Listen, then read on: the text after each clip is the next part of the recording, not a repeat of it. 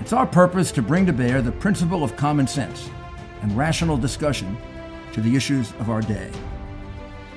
America was created at a time of great turmoil, tremendous disagreements, anger, hatred. There was a book written in 1776 that guided much of the discipline of thinking that brought us to the discovery of our freedoms, of our God-given freedoms. It was Thomas Paine's Common Sense, written in 1776, one of the first American bestsellers, in which Thomas Paine explained by rational principles the reason why these small colonies felt the necessity to separate from the powerful Kingdom of England and the King of England. He explained their inherent desire for liberty, freedom, freedom of religion, freedom of speech, and he explained it in ways that were understandable to the people, to all of the people. A great deal of the reason for America's constant ability to self-improve is because we are able to reason, we're able to talk to each other, we're able to listen to each other, and we're able to analyze. We are able to apply our God-given common sense. So let's do it.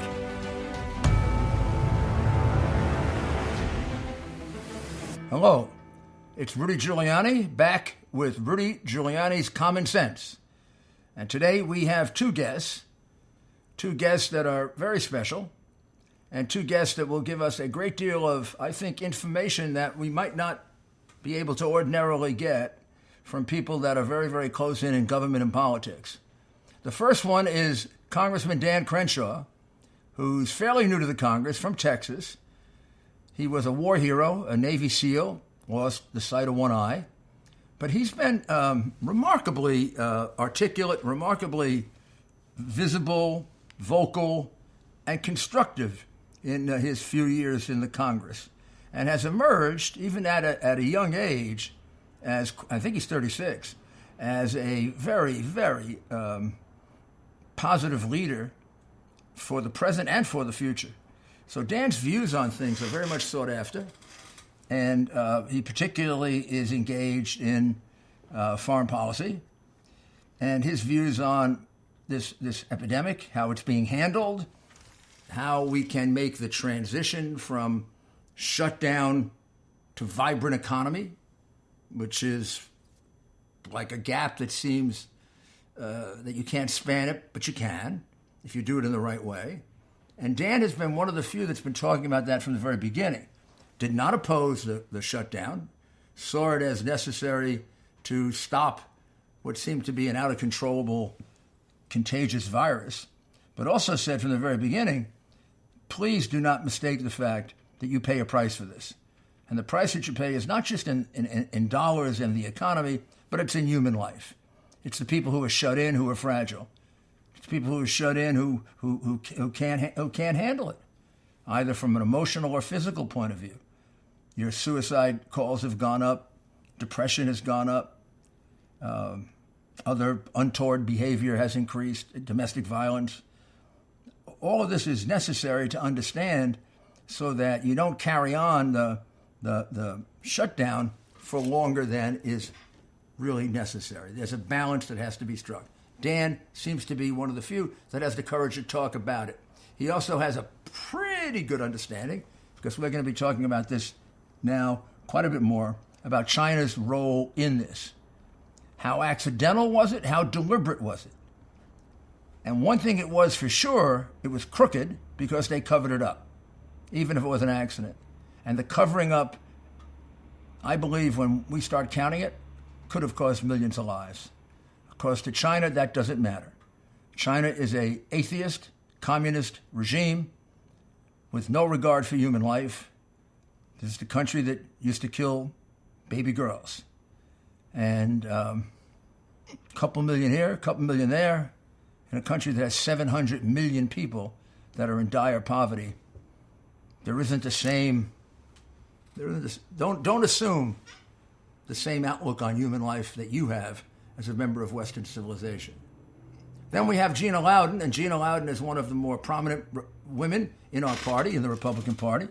She is she's a co-chairman of Women for Trump. She's on the advisory board. She just concluded a fundraising meeting. Fundraising would normally be very, very hard during a time like this, although the president just set records for fundraising, and you know why. Because with all the criticism from the media about what a terrible job he's doing, he's not doing a terrible job, and honest people see it, and honest people see that the media is dishonest. They have no idea how much they're helping him.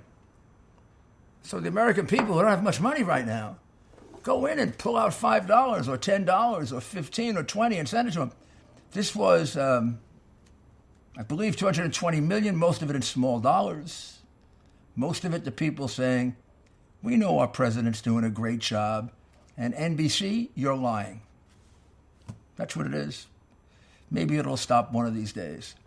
So we'll talk about that with Gina, and we'll also talk a little bit about China with her, because she has some insights into that. And we'll talk about the presidential campaign. And, you know, we're starting to get pretty late into it now. And we've got one campaign that's being run out of the White House and is being run as a very severe government emergency of the worst kind. And the other is being run out of basement in, I don't know, was he in Delaware or... But wherever Joe is in a basement running his campaign and seeking a virtual Republican convention, a virtual Democratic convention, which would be really interesting contrast between the virtual candidate Biden and the real candidate Trump. And we'll see if the American people would like to have a virtual candidate for the first time ever. Should be an interesting show. I'm sure you're going to enjoy it. First, there'll be Dan, and then there'll be Dr. Gina. We're on the air now with Dan Crenshaw, who is the United States Congressman from Texas, and this is Rudy Giuliani with Rudy Giuliani's Common Sense. We couldn't have a better guest than Dan Crenshaw. Dan Crenshaw is a relatively new member of the United States Congress, but one who's made an impression right away. He's a leader. He was a United States Navy SEAL. He's just written a book, Fortitude, which I highly recommend. And I just told Dan this book will have a long life because it's not one of these cheap political books. It's a book about fortitude and about things that you need to know in your life, not just if you're a Navy SEAL and a hero like he is. But Dan has really stepped in, and it's as if he's been in Congress, 20 years with the experience that he has and the background that he has. So it's a real honor for me to introduce him and to talk to him and ask him a couple of questions about this pandemic. Dan, welcome to Rudy Giuliani's Common Sense. Hey, Mr. Mayor, thank you so much for having me. Those compliments mean a lot coming from you. Well, they're all watching your performance, and it's really been excellent.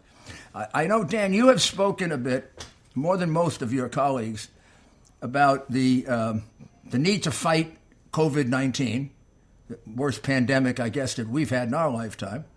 But at the same time, the need to make sure that we start to bring our economy back as soon as practicable so we don't get more damage on one side than the other. So how do you see it now, and how do you see it coming back with the president putting this task force together now? Yeah, I don't see any other option. We've been sort of living in this fantasy world where there's two options, these two binary choices of keeping the economy completely shut down or letting the pandemic spread or spread uncontrollably, let's say. And those aren't our only two options. We have to be able to do both. There are real consequences to the economy being shut down. I think America is fully aware of those consequences by this point. And I think people are ready to get back to work. The question is, how do we do that while also mitigating risk? And I would say that we have to think about it along three lines. One is our testing capacity. This is probably the place where we are most behind. But we are quickly catching up. And this isn't really anybody's fault. This is very difficult to produce the mass amounts of diagnostic tests. No other country has done that. Other countries have been able to test more on a per capita basis. But as far as the mass quantities we would need, nobody's been able to do that. As we get into these more shorter, easier tests to deliver, I think we get closer to that reality. But we can do tens of millions of serology tests, which are antibody tests. That's a good step as well. The second pillar that we need to be looking at is our public health capacity. Remember, what we've failed to do as leaders is tell people why we flatten the curve. It's not just to slow the spread. There's a reason we slow the spread. It is to allow our public health system to catch up and to make sure that it's not overwhelmed. It doesn't stop the spread. It never will. Remember, the area under the curve is the same. People need to understand that. You're not going to stamp this out. It's a global pandemic, but you can live with it. And you live with it by making sure we have enough ICU beds and enough ventilators, which we have ramped up production massively. We probably have way more than we'll ever need at this point, which is a good thing. So we're good on that front. And then the third thing is public education and tactics at the ground level. So what does that mean? In practical terms, it means staying 6 feet away from each other, but also getting back to work. It means wearing a mask. That's the new normal. It means don't touch anybody. It means, hey, maybe we have restaurants open, but there's less people in the restaurants. Okay, maybe we're still not doing big concerts, but maybe we can do televised concerts and televised sports games. There's a new normal that will occur until there's a vaccine, but that new normal doesn't mean we have to devastate our economy either. Well, that's absolutely true. I mean, there's a way to come back a step at a time, but still in a very determined way. That's kind of what I tried to do on September 11. We didn't come back all in one night. Broadway came back in 2 days, and there was nobody at the Broadway shows. By the next week, people came to the Broadway shows. They had to see the first 4 or 5 people come, see them safe, and then people got back into it. And I think that's what will happen here. The other thing that I'm really concerned about, and I hadn't been at the beginning because, this hits you as a surprise, and I can understand all the leaders, Republican, Democrat, being somewhat taken aback by this because you didn't expect it at this level. But the Chinese role in this now seems to be very, very questionable. They either made a terrible mistake, which they hid, which is this person ate a bat, and it turns out that there are no bats sold at that market, and the original person was not infected in that way. We don't know how. Or there was some terrible accident that occurred at the laboratory that was just a mile or two away, where they were experimenting with bats for years and trying to do, well, it could be weaponizing some of their capacity. It could have been an accident there, which they were covering up. It could have been something deliberate there that they're covering up. But the fact that they're covering up raises all these possibilities. So what do you think our obligation is in trying to sort this out, particularly going forward in our relationships with China? Well, let's settle on the things that we know for sure, which is that they covered it up and they withheld information. That's out of all those options, those are the only things we know for absolutely sure. How the disease spread, whether it came from the lab and whether that was deliberate, is open for question.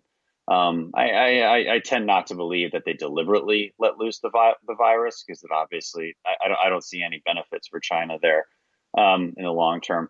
But Glenn Beck put out a video that he got from Chinese TV that was showing scientists taking samples from bats and then bringing them in to study the viruses. So it's very obvious that this happens in those labs, and there's a decent chance that is how it got out. Whether that was intentional is another question. But let's just focus on the facts. They definitely withheld it. We know now in hindsight that they put out false propaganda and let people travel out of Wuhan, 5 million people, when they really should not have, and they knew better.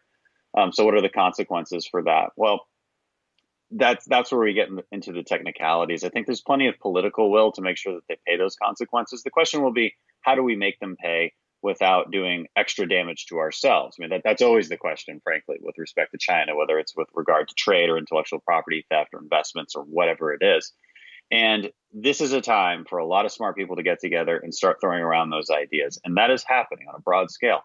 Maybe there's not new ideas needed. Maybe it's some of these old ideas that we just need to dust off and actually implement, such as better American investment abroad to compete with the Chinese. They're trying to take over the world, whether it's buying up ports or their Belt and Road Initiative. Why? And on the conservative side of the aisle, we keep fighting amongst each other on whether or not American investment should or whether or not American tax dollars should promote investment for American corporations. We need to have that conversation with our libertarian friends who generally oppose that. We need to look at intellectual property theft at our universities and the Confucius Institutes that the Chinese have put here. These are old problems that we haven't really dealt with effectively. And then, one bill that I plan on proposing is a bill that would allow the president the power to not only stop UN officials who have been involved in terrorism to come to New York City and be at the United Nations, but also officials who were engaged in propaganda. And that would directly target those Chinese officials who were actively participating in propaganda to say that the U.S. was at fault, or to say that China didn't originate this virus, or that they didn't hide anything. The propaganda that really cost lives globally. So there are a lot of good people, I think, looking for these kind of solutions that we can use against the Chinese propaganda machine. As you look at the world, Congressman, and you do in a broad way, I would think there are only two possible real competitors to the United States. One of them is Russia, and Russia is too small, too many problems. They have 1/10 of our budget. And China, which is half our budget and unlimited resources and people. And China is the one who has the desire to be our competitor. It seems to me that the Democratic Party ignores that. Joe Biden has announced on several very embarrassing occasions, but still said it, that China is not really a competitor.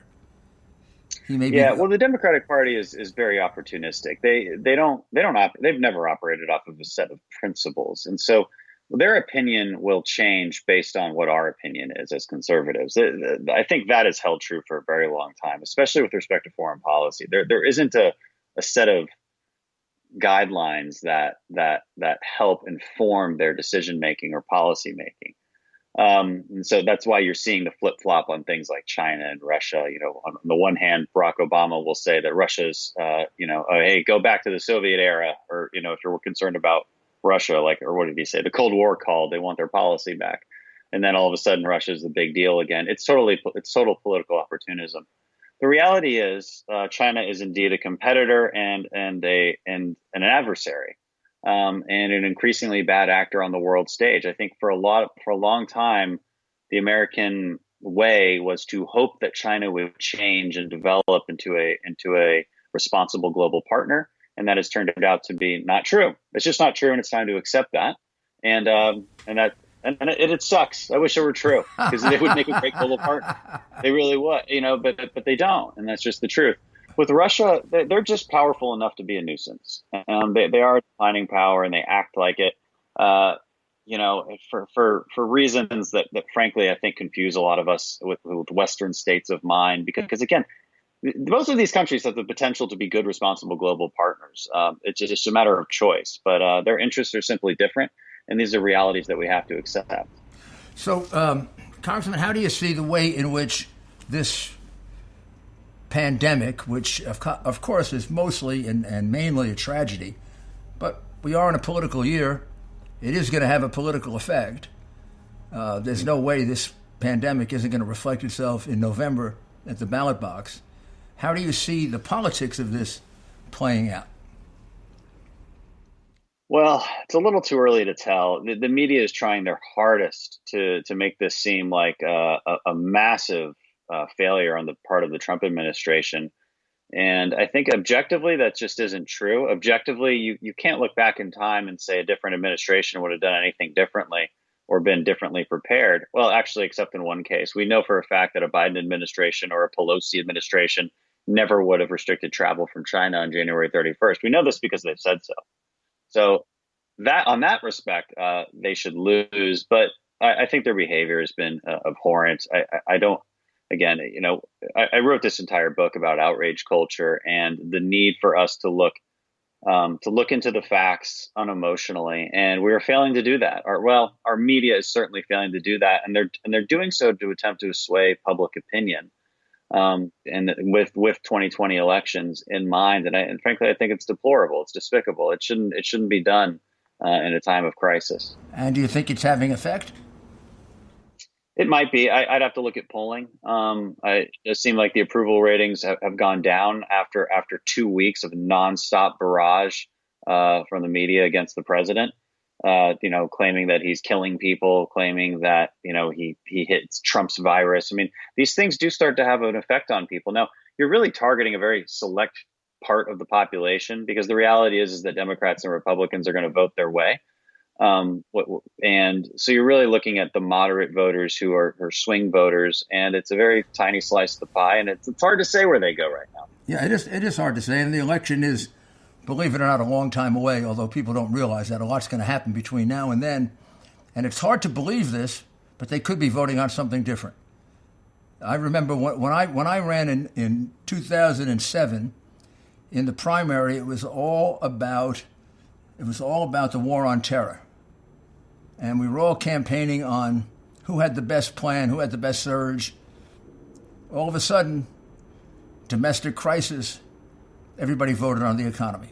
So you never know. But I do think the president has done the fundamentals correctly. And they have not produced a counter to him. They have not produced someone who can. And Joe Biden seems like he has more questions than he has answers. So we'll see what happens. But Dan, I can't thank you enough for taking time out of your busy schedule. Your contribution is really very, very important and very vital right now. You see things in a very clear and common sense way, and that's a little unusual in Washington. Maybe not in Texas, but in Washington. So I hope to see you very soon, Dan. And stay healthy. And your family, everybody okay, I take it? Everyone in the Everybody's family? okay. Good. Yeah. God bless you. Everybody's okay. Just praying for the rest of America. God bless you. Hey, Rudy, while you're in quarantine, make sure you read my book, okay? I will. I read the first 2 chapters, and you have to read the rest after you read the first 2 chapters. Take care. Oh, good. Thanks.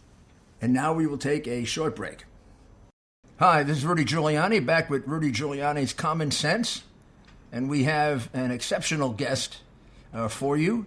She's a leader in the Republican Party.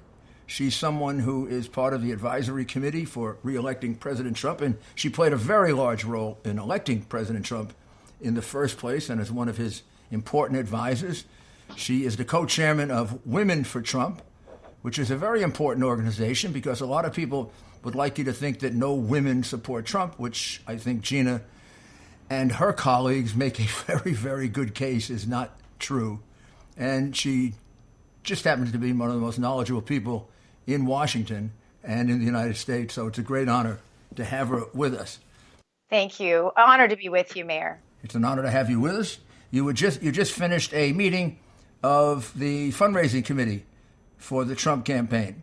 So with the terrible job that he's doing running this whole COVID thing, the New York Times says he's doing awful, and the Washington Post says he's doing terrible, and NBC and CBS and ABC think he's playing golf secretly. I mean, he can't be raising any money, right? He's not raising any money. The nice thing is, Rudy, that what matters is what the people say. And the people actually have a different opinion than all of those others. And the people say that he's doing a great job. And that's why he has more donations, more small donations than ever before. And that's why he's continuing to raise record-setting money at a record-setting pace. And I want to add to that, as one of the national co-chairs of Women for Trump, I want to add to that his donations with women have more than doubled since 2016. And these, again, are many small donations. And I think that says a lot because people can't necessarily afford to do a lot right now. But what they can do, they are doing because they know one thing. If there were anyone sitting in that Oval Office making decisions while they use this crisis as an excuse, Rudy, to chisel away at our liberties that are in our Constitution, if there were anyone sitting there besides Donald J. Trump, we would not have an America to go back to. You know it, I know it, and the American people know it, and they are not going to take a chance that he's not reelected in November. You know, you had a major test back in January between the Republican candidate, Donald Trump, and the Democrats, and that is what to do about China. There's no question the Democrats would have kept us open to hundreds of thousands of Chinese continuing to come in because China was deliberately sending 1.5 million out of Wuhan. And a lot of them are going to be headed to the U.S. Unlike Italy, we saw what happened to Italy. Spain, we saw what happened to Spain. Donald Trump said, no, you're not coming into the United States. He cut it down. Response to the Democratic Party, xenophobe by Biden, fascist by Pelosi, inhumane. They wanted to take him to the World Court. They would have let them in. And whatever the numbers are, seem to be far less than people thought they were going to be, but whatever they are, they'd have been triple. So he literally saved lives that Democrats could not save. Right. And you and I know, in the words of Margaret Thatcher, which I'm getting ready to botch terribly, something along the lines of when they start calling you names, it's because they have no arguments left against you. That's what the left always does with this president, is proceeds to call him names because they have no arguments against him, Rudy, because this president, from day one, in his promises made, promises kept ways, he was starting to bring manufacturing back to America. What if he hadn't done that? Rudy, where would we have been if this president hadn't already brought millions of jobs back to this country from China? Where would we have been? Where would we have been if this president hadn't already begun the process of closing our borders in the ways that no president, Republican or Democrat, before him had the guts and the chutzpah to do, except for Donald J. Trump? Where would we have been? This president had a vision for this moment before he was ever confronted with this moment. And that's why he went about the business of closing down things with China. And that's why the left went crazy and started the name calling that they always do when he's doing the right thing. When the left starts calling him names, Rudy, you can know the president is on the right path every single time. I think that's absolutely right, Gina. You know, you got another contrast because before I got into this, I spent a lot of time investigating Joe Biden. And believe me, it's not going to go to waste. But China has a very strange relationship with the Biden family. Oh, yes. They made the Biden family wealthy. Joe Biden brought his son Hunter over to China. He lost his negotiations on getting China out of the islands that threatened Japan. He just completely got his backside whipped by China. But then 8 days later, his son got $1 billion check from China. And his son, the son of the vice president, was a partner with the Bank of China. Right. Now, you think that guy can negotiate tough and strong ever? No. But when he's got $1.5 billion, he might even get tougher. So, I mean, that's a disgrace, what Biden did. Yeah. Well, let's reverse all this and pretend it was Don Jr. I mean, or Eric Trump or any of the Trump children, and imagine the crazy, the frenzy, the media feeding fest that they would have had if the situation were reversed. And yet you have virtual media silence on this. And let's also not forget, this was all at taxpayer expense. This was on Air Force One, right. Air Force Two, if I'm not mistaken. Yeah. And so, but none of this is ever mentioned or exposed in the media, but it will be. We could not have a better candidate to run against than Joe Biden. This is literally the dream of the Republicans. We've been sitting back and watching this while the media doesn't know what to do because their best friends, the Democrats, have played right into the hands of Republicans while we are fundraising like crazy. And Joe Biden is sitting around watching his washing machine, hoping it'll tell him that he's the next nominee of the Democrat Party. I mean, the man needs to be in an assisted living situation where someone can take care of him. And I mean this in the most respectful, sensitive way, but I mean, this is elder abuse at this point, and you and I know it, and the Democrats know it at this point. So look for them to pull something sneaky because they have no intention of letting this frail skeleton of a man with a diminished brain capacity be their actual nominee for president. I just don't see it. Gina, I think I'm going to invite him on for a guest and see how often he gets my name right. Yeah. Ruby. I can think of a million things he'll call you. Ralph. Randolph. Exactly. No, but it really is. It's a function of how much they hate him. All of this is a function of how much they hate him. The first investigation, the second investigation, the Ukraine investigation, the stupid impeachment, and now this thing. Every single one of them, when you look at it carefully, he didn't do anything wrong. but they try to create that impression with the American people. And I really do think they've cried wolf one too many times, and it's not going to work. But well, yes, the American people have seen through it every single time, Mr. Mayor. Don't forget that. And it's really not about how much they hate him. Remember, they loved him. You look back at articles. I was looking at something the other day. I Googled something about Ivanka. I was looking for something, and I saw this beautiful article written about Ivanka, and I thought, what?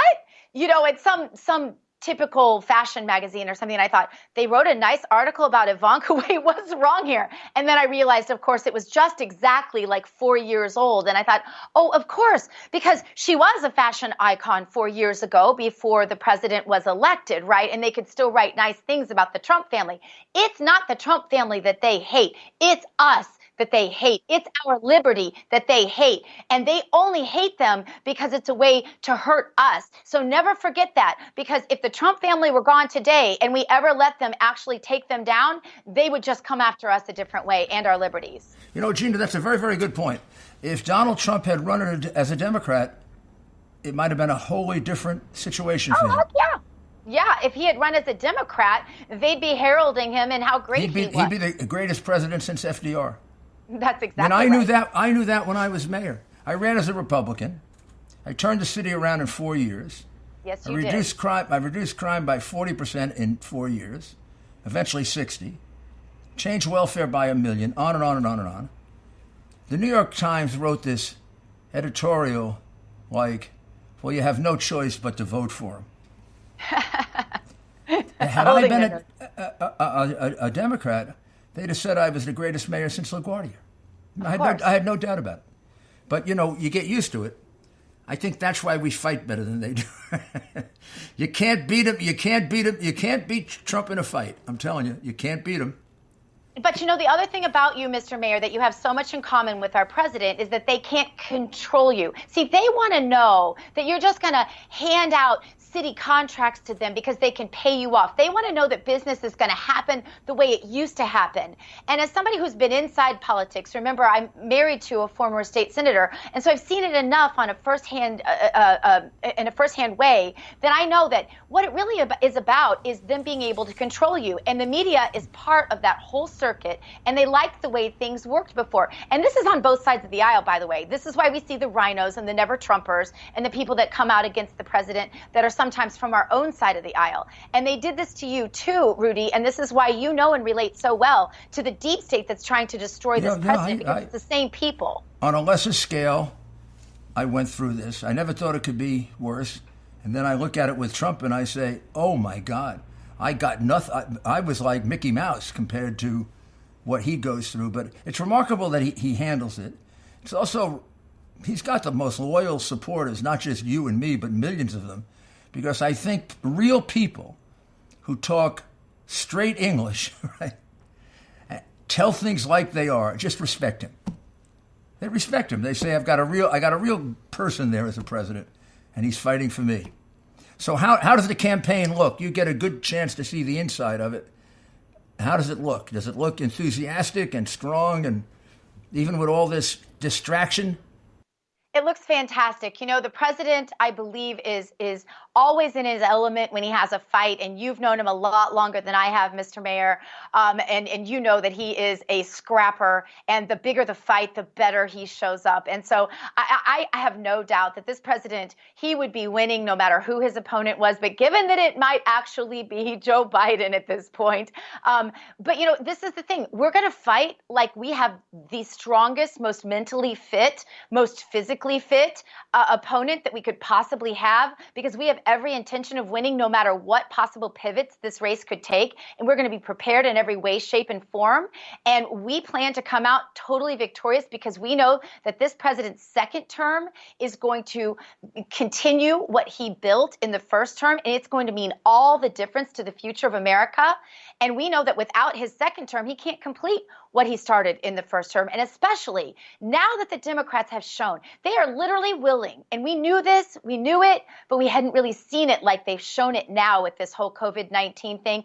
They are literally willing to sacrifice American lives to win more power for themselves. And Americans need to let that sink in. We will not be treated like children. We will not be a socialist nation. And we will not let anyone except Donald Trump be president in 2020. And I think that's the way most Americans feel. I think we'll be shocked with the margin of victory in 2020 for Donald Trump. I think you're really correct. And I think this COVID epidemic proves it more than anything else. When the president some weeks back talked about several efficacious medicines like remdesivir and hydroxychloroquine, medicines that are 50 years old that have very known but fairly benign side effects, they all went crazy. And now we find out that most of the doctors have been prescribing it from the very beginning. A study came out in France that showed that it was enormously effective. But they don't even have the grace to apologize. And they were depriving people. Actually, some governors put in a ban against this medicine. They were depriving people of a medicine that has a chance to save their lungs. It's terrible. But hopefully the American people, as you say, will see that. And a lot of that will have to do with you, Gina, because you're one of the best. You're one of the best advocates that we have. And I really, really congratulate you. And how is your family? You have a beautiful family. Are they all healthy? Thank you. Everyone is healthy. I have 5 beautiful children, one by the blessing of adoption that happens to have Down syndrome, and we're super proud of him. I'm a big adoption advocate, especially special needs adoption. I always like to get that plug in. And we're all doing well. And we're big fans of you, Mayor. We appreciate your long-term loyalty and friendship to our president. Loyal friends to him means so much to me. When I watch some people around him who I feel like they aren't loyal, I'm so thankful that I know he has go-to friends like you that he can count on. And I love his family for the same reason, for their loyalty. And so I'm just thankful for friends like you that have been there for him for decades, and I know will be there for decades to come. And I am with you, and God bless your family. And we'll see you Thank very you. soon, Yours Gina. too. Thank you, Mayor. Thanks for be having healthy me. and safe. Okay? You do the same. All right. Thank you, Gina. God bless. God bless you. Thank you very much for tuning in and listening to today's podcast. I think it was a good combination of two guests. Congressman Dan Crenshaw, a real bright light of our party, and not just for the future. He's a bright light for our party right now. He says some of the things people don't say. And Gina Loudon, who I remember from the last campaign, one of the key people to elect Donald Trump, one of the people that trusts him and understands him the most, and one of the people that can make the points about how he affects women and is just as good for women as he is for men in terms of the kind of America that he produces. So I was very thankful to both of them, because they're both very busy, for coming on and giving us this sort of update on what is now somewhat of a subterranean campaign. We'll be back soon with other interesting guests, and I look forward to seeing you. This is Rudy Giuliani with Rudy Giuliani's Common Sense.